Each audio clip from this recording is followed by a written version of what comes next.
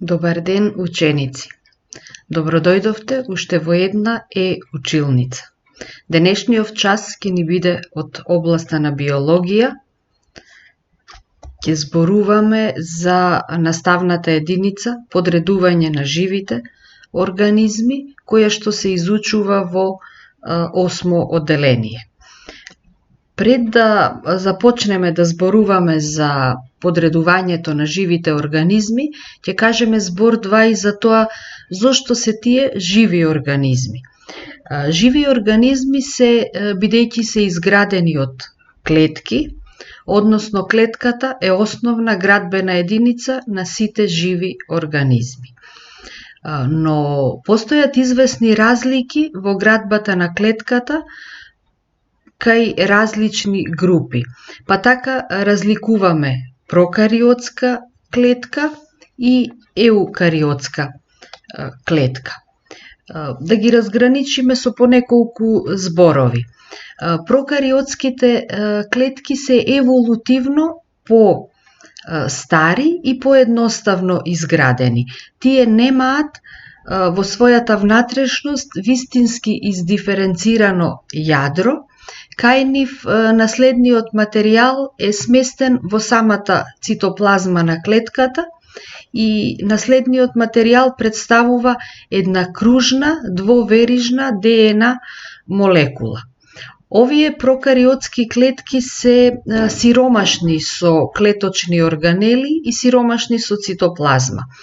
Во нивната клеточна градба влегуваат три основни делови. Тоа е клеточната мембрана или клеточната обвивка, оној дел кој што ја одвојува клетката од останатата околина. Потоа влегува носителот на наследната особина, тоа е таа ДНА молекула, и клеточни органели, познати како рибозоми, кои што се одговорни да синтетизираат или да создадат протеини и на тој начин да и помогнат на клетката да се гради, да се доизгради или да ги создаде деловите кои што недостасуваат. Ова е сега што е представено, гледате како изгледа една клетка, прокариотска клетка, конкретно оваа клетка е од бактерија. И овој дел означен како ДНА, тоа е носителот на наследната особина. Во горниот агол ја гледате зголемена молекулата на ДНА, како изгледа таа двоверижна молекула која што е носител на тој наследен материјал. За разлика од прокариотските, еукариотските клетки се еволутивно поусовршени. Тие имаат вистински оформено јадро, и внатре во тоа вистински оформено јадро се наоѓа наследниот материјал. Овде на сликата со виолетово означено е јадрото, обично е централно поставена органела, но не мора да значи. И се разбира останатите клеточни органели што се карактеристични за секоја еукариотска клетка. За да сублимираме и да ја погледнеме разликата помеѓу прокариотската и еукариотската клетка, ја имаме оваа шема, овој шематски приказ на прокариотска и еукариотска клетка и следствено на тоа организмот кој што е изграден од прокариотски клетки се вика прокариот или прокариотски организам, а еукариотни е организмот кој што е изграден од еукариотски клетки. Од прокариотски клетки изградени се модрозелените алги и бактериите, додека од еукариотски клетки пак се изградени габите, растенијата и животните. Сега, откако ја согледавме градбата на клетката, односно на живиот организам, можеме да продолжиме со главниот дел од оваа наставна единица, а тоа е класификацијата или подредувањето на живите организми. Знаеме дека биосферата се состои од повеќе од 10 милиони различни видови на организми и сите тие се групирани во групи според сличните или според заедничките карактеристики карактеристики кои што ги имаат. Ова се нарекува класификација или таксономија. Науката пак, која што се занимава со класификација на живите организми, е систематика. Таа ги подредува во групи сите живи организми. Организмите кои што имаат многу слични карактеристики се ставаат во една група или научниците систематичари ги ставаат во една група. Оние пак кои што имаат помалку слични карактеристики со првиве, тие се ставаат во некоја друга група, па следните во некоја трета и така натаму. Најголемите вакви групи се нарекуваат царства и нив ги имаме вкупно 5. Сега, како оди подредувањето? Рековме, царство е најголемата систематска категорија. Вкупно 5 царства се царствата кои што ги систематизираат или ги содржат во себе сите живи организми. Царствата се поделени на помали систематски категории, тоа се типовите. Типовите пак се состојат од класи. Секоја класа се состои од неколку редови. Редовите ги сочинуваат фамилии, фамилиите ги сочинуваат родови и на крај во рамките на еден род влегуваат неколку видови. Ако ја погледнеме оваа низа, ќе забележиме од царство кон вид.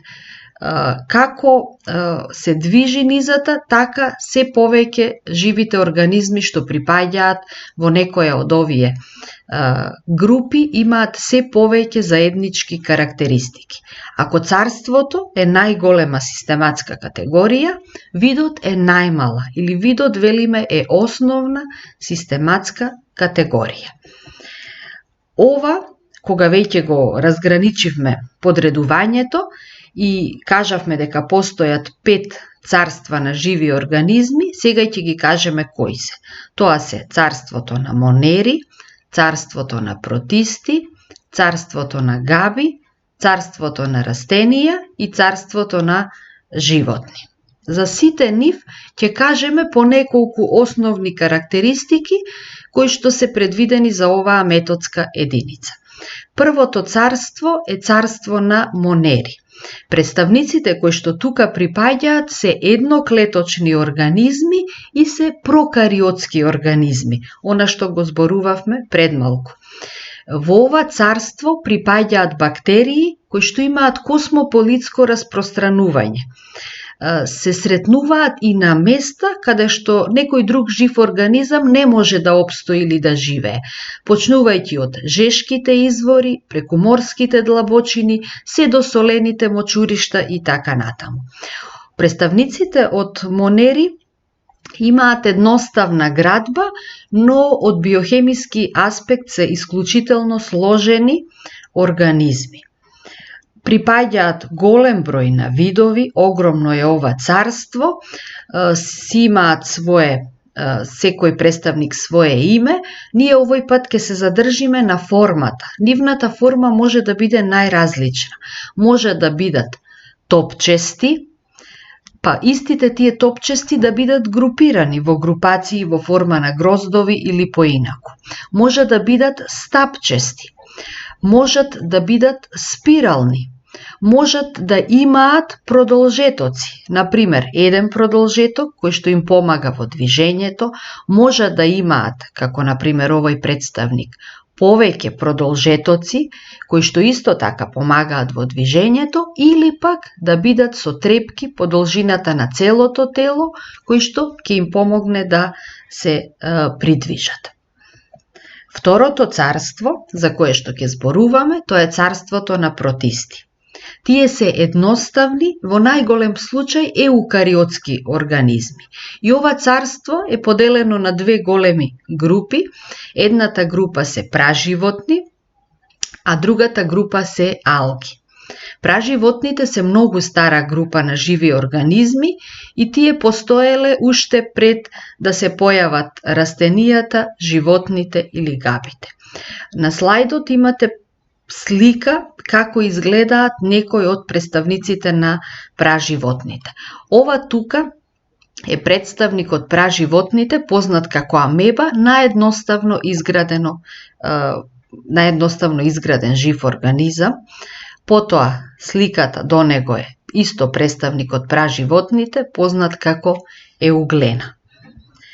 Рековме во протисти припаѓаат и алгите, тие се автотрофни организми, што значи дека самите може да создаваат храна.